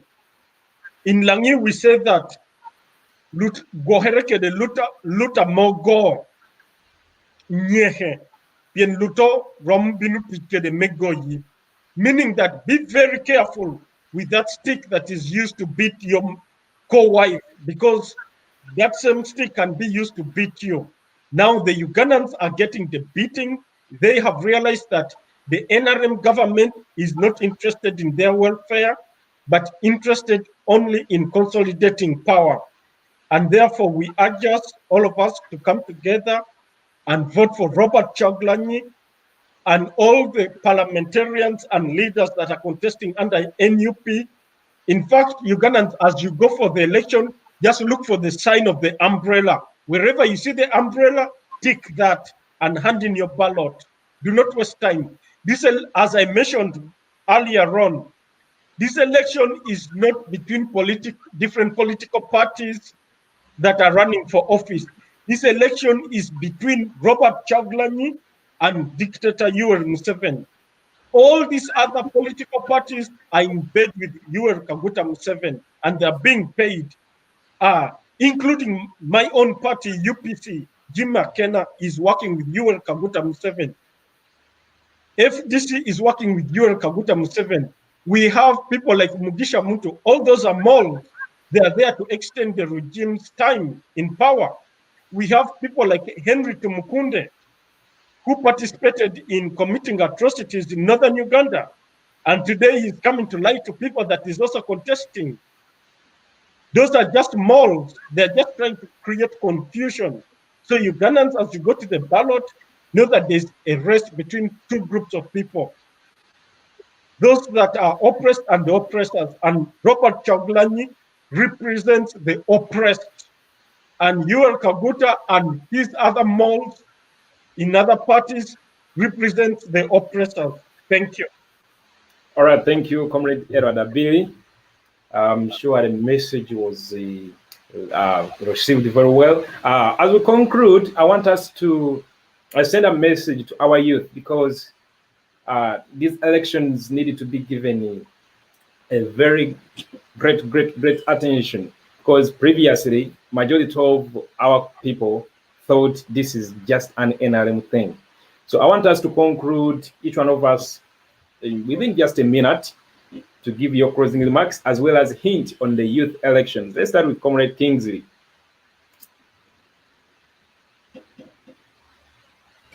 Thank you very much, Comrade JB, and everyone that has been listening to us and who's still hanging on. Thank you, comrades, for your submissions. I must admit that before I conclude, I must say the comrades from northern sub-region of Uganda, Comrade Oleng and Edward Abili, especially Oleng, who is on ground, have put us through a classroom. At 23 years old, I would never expect a young person to have such knowledge, such articulation of issues that are on ground affecting the country. He has a very compound view of the region where he is, and he has a very compound view of what electoral politics is all about and what needs to be done. And I must say that as Ugandans, as all people of Uganda, as parents, especially because I'm a parent too, you know, we must support the young people, because when you have such brains, when you have such wisdom, when you have such knowledge, you cannot afford to lose it, you know, and this is the new Uganda that we want to build upon. So it's really, really kudos to the comrades in the north for saying things as they are. You know, I have a lot of respect. And also for our comrade who joined us from Guinea, I'm really, really grateful for you for making time. And he has really put a heavy responsibility on our shoulders that if we do it, Uganda, we will inspire other African countries to do the same. You know, so they're counting on us. You know, and I would like to say in my closing remarks also to the Ugandan people, it is you now. The ball is in your hands. You know, you are the ones now to decide. We have said everything, but you know best what you're going through better than any of us could ever say. You know, so go out there, vote in massive numbers, even in the youth elections, because the youth elections can actually help us be a mirror for the general election in 2021. You know, just like the university elections kind of like set the ball rolling. You know, you could see the regime was very afraid when we started winning the elections at the university level. You know, every guild president was coming out from people power. And that showed you that was a clear indication of where the country is heading. You know, the country is ready for change. Possibly my last one would be to the leaders, you know, and the parties, all the parties in Uganda. Bobiwine has always is quoted to have said that the people, the electorate is ready, you know, for change. They have seen it all. They really are ready for change. But now the responsibility is in the hands of the leaders. Are they really ready for change? For example, you wouldn't have, Comrade Oleng mentioned that in northern Uganda, FDC has over, you know, about 30% electorate, you know, in their favor, you know, and you would ask yourself, with the rise of Honorable Robert Chagulanyi Sentamu and all these numbers running behind him, would we really, what would it depict for an opposition party to bring up a candidate against him to divide that vote? Because the more we raise up candidates against the one candidate that we know is really having the ball in his hands, we're going to give the election, or we're going to hand the victory to the dictatorship that we're trying to oppose. And that is not going to work. So to the leaders of the parties, it is really a call unto you. We're tired of telling us that we're into talks. Now is the time to make the decision. The whole country has made the decision. It's you guys that are left, you know, and if you cannot join the one man that is leading the opposition in Uganda, the one man that has over 70% of the population of Uganda behind him, then it leaves us no option but to call you the moles, or to call you the people that are against the change that we're trying to push. So I'm not really singling out on these leaders, but it is clear from the general public that Uganda is ready for change. So you will show us that you are ready for change if we can all rally behind Robert Chagulanyi Sentamu, if we can rally behind the umbrella. Wherever you see the umbrella, take the umbrella up to the general elections in 2021. Thanks very much. All right, thank you very much, Comrade Kingsley. Let's cross over to Dr. Kauma.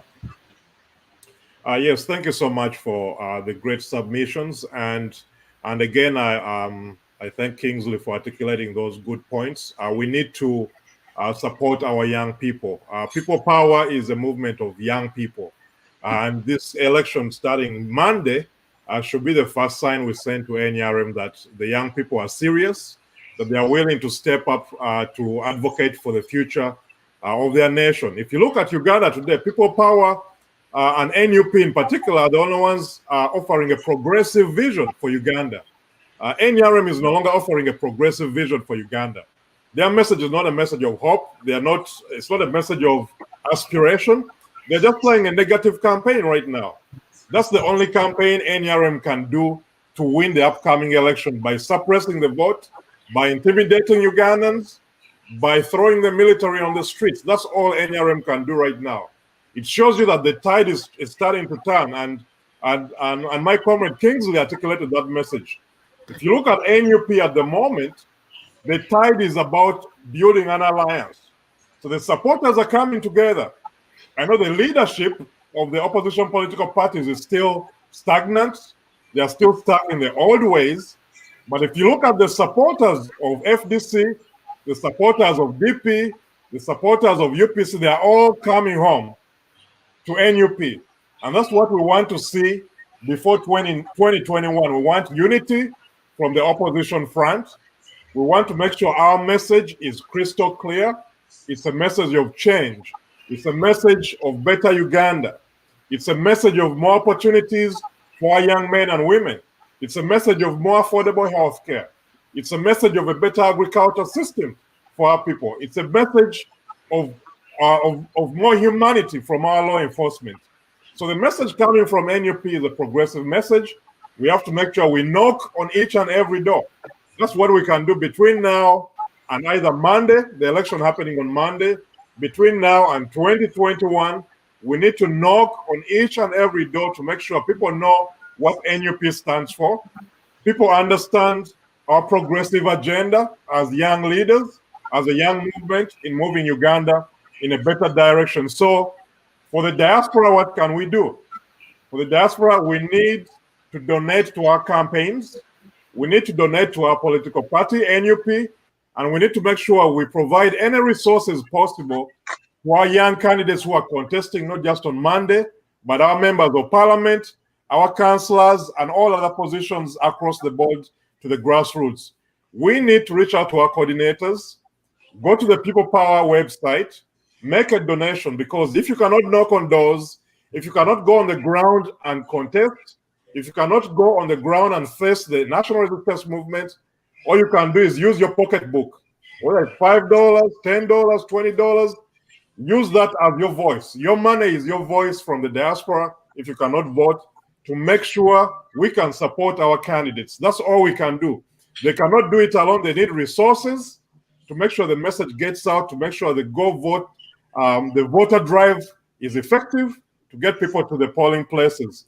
So thank you so much for listening to us. For the diaspora, let's donate, let's support our candidates, and let's make sure there's accountability. The crimes being committed on the streets today by police, they'll be held accountable. We're going to do what we can from the diaspora to make sure our donors are aware, to make sure the State Department here in the United States is aware, so we can have accountability from our law enforcement. Kaihura right now is facing sanctions from the United States. The same can happen to other members of the law enforcement who violate human rights on the streets of Uganda today. So that's what we're going to do from the diaspora, and we wish all the best to our candidates on the ground. Keep up the good work. Keep moving forward. That's all we can say. Thank you so much. Thank you, Comrade Daniel, of that submission. Comrade Oleng, your closing remark, and as well hint on the youth election.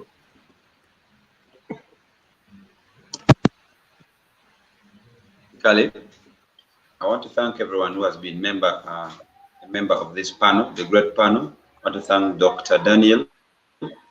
Also want to thank my brother from this part of the country, Edward Abili, for Nini Umara, for Nini Mater.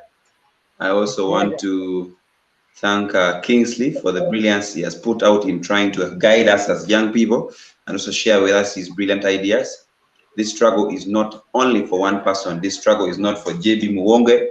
This struggle is not for Daniel Kauma. This struggle is not for Bobiwine. This struggle is our struggle. This is a Ugandan struggle. And so we need to embrace it all, but we also need to ensure that we keep preaching the message consistently and more aggressively to all the structures, to all the people of this country, not leaving out some people, including those within the NRM, by the way. They also need change. There are those within the NRM who are fighting for change within the system. So we also need to appreciate those ones who are fighting for change right from within the system. And so as a people of this country that are gearing up for the youth elections, of course, this is the second phase of the youth elections. The first one was nomination at the VA level. Now we're coming to parishes, which starts on Monday. And I certainly encourage every young person in this country, you might be participating actively or you might be participating passively. But in either way, every participation is counted, all efforts are counted, even to 0 cents, it is counted in this struggle. So I would encourage everyone to join hands and actively show cause in the youth elections that have the voting starting on Monday. Remind every person to go out there and vote, especially in the youth elections that have started already. The movement as People Power is grounded on the critical mass formed by the young people in this country. And so I end by saying, thank you so much, everyone, for speaking. Thank you, everyone, for sparing your time to listen to all of us. For God and my country, when we finally get the victory, we shall definitely wear the victor's crown. Thank you so much. Thank you, Comrade Oleng. Comrade Edward Abili. Thank you, Comrade JB, for moderating this wonderful discussion, and my great appreciation to my fellow panelists for sparing your time to ensure that we discuss issues of importance to the national development of Uganda as a country. My focus on this discussion was basically accountability, and I want to remind Ugandans that accountability of the security forces is very possible and it will happen. So let's be confident. Let's push on with the campaigns. I'll give you an example. Recently, we had massive riots and demonstrations all over the US because of the unfair treatment of the African Americans and the people of color. As I speak today, yesterday I was listening to the police chief in my city here, that's Austin, Texas, and the city council in Austin, Texas has already passed a resolution to cut the police budget by half and to restructure the police force. And so yesterday the police chief was explaining how they're going to accommodate the new budget. And that's not only happening in Texas, it's happening in Houston, Texas, it's happening in Minnesota, it's happening all over the US, because they discovered there were loopholes in the security system. And so they're trying to cover those loopholes. So in Uganda, it's also possible. It's possible to hold CMI accountable. If we find out as a country that CMI, actually, we do not need it, then we can even advocate for its abolishment. We can abolish CMI, we can abolish ISO, and come up with a different organization that works for the people of Uganda. Thank you very much. As we go for the elections, let's support NUP for a better Uganda, for God and my country. God bless you all. Thank you very much, Comrade Edward Abile. And lastly, let's have a closing remark from our comrade, the Rock Silver Mogadu from Guinea-Bissau.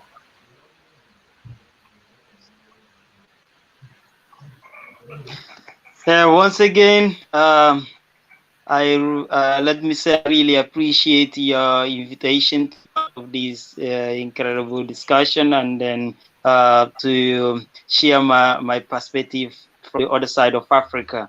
To say we are greatly inspired. I personally greatly inspired by your struggle, and then to the young people of Uganda listening right now and then watching this great debate, you have a choice. I'm repeating it again.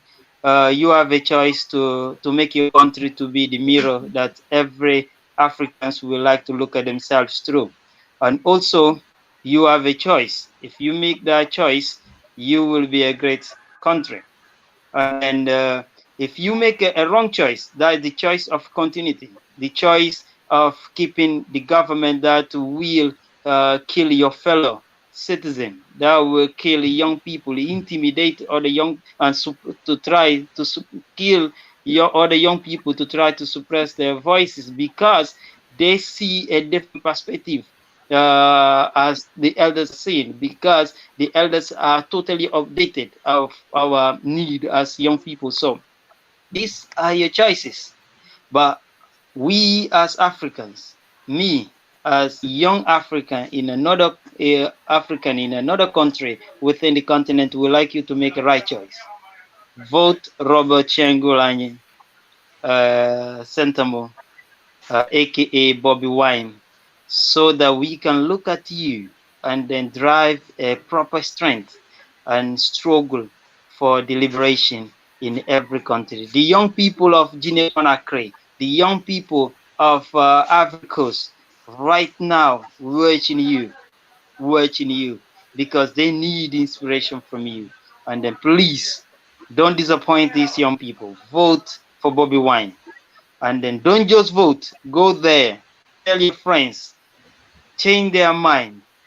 If they think their voice are irrelevant, tell them it's so much relevant, because it's their own fellow from ghetto who is coming to lead a government for the people, ghetto, for the people who in Uganda, regardless of their background, regardless of their political view, or ages.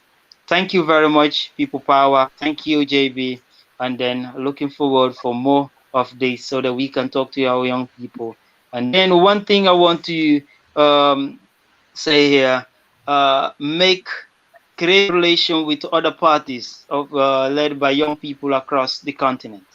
I'm seeing a close, tight relation with EFF in South Africa, and also Nelson Chamisa in Zimbabwe. But try to extend more and inspire and give hand, inspiration hand, I want to say, to the other countries, so that if we all are liberated, we will speak one voice.